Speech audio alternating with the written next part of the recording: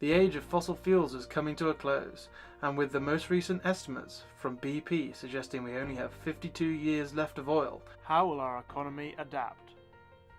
From the distribution of manufactured products to the provision of goods and services, the transport sector is the lifeblood of the economy, allowing all other functions to happen seamlessly.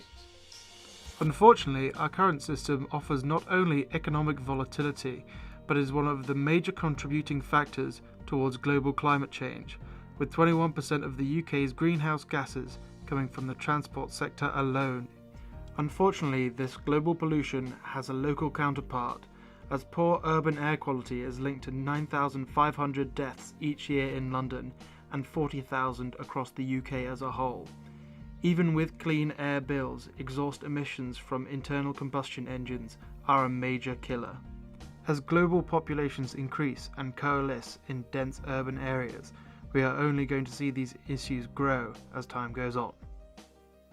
Hydrogen fuel offers an alternative without the range issues and long charge times of electric cars.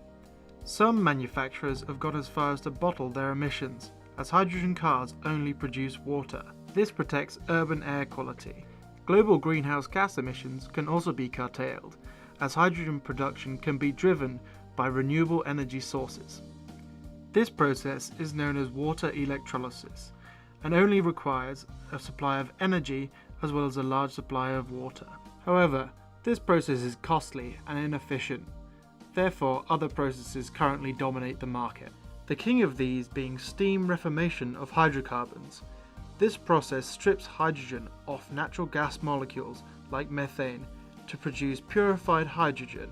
However, this process still releases greenhouse gases into the atmosphere and keeps us tethered to fossil fuel extraction. It is for these reasons that electrolysis is our end game for hydrogen production. Once produced, hydrogen can be liquefied, compressed, or mixed with metals to form metal hydrides. Hydrogen must then be distributed to filling stations. This is conventionally done by the transportation of liquid hydrogen. This is done as it decreases the volume of the hydrogen being transported. However, in order for the hydrogen to remain liquid, complex cryogenic equipment is required. Even with this, some losses are inevitable, decreasing the overall efficiency of the system. Hydrogen gas can also be transported.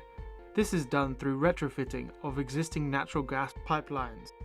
Some innovators are seeking cost savings by avoiding the distribution section entirely. This is done through on-site electrolysis at the filling station in order to mitigate the costs of distribution itself. Once at the refueling station, filling your car is much like that of a petrol vehicle.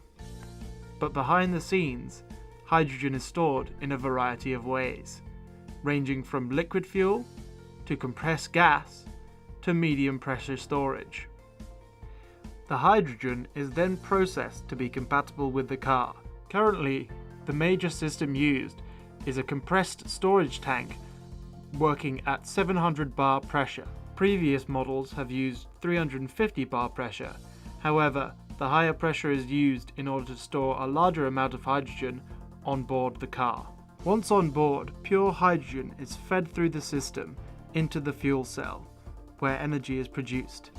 Energy is produced by hydrogen being split from its electrons and recombined with oxygen to produce water. During this process, the electrons pass through a circuit generating electric current which drives the motors.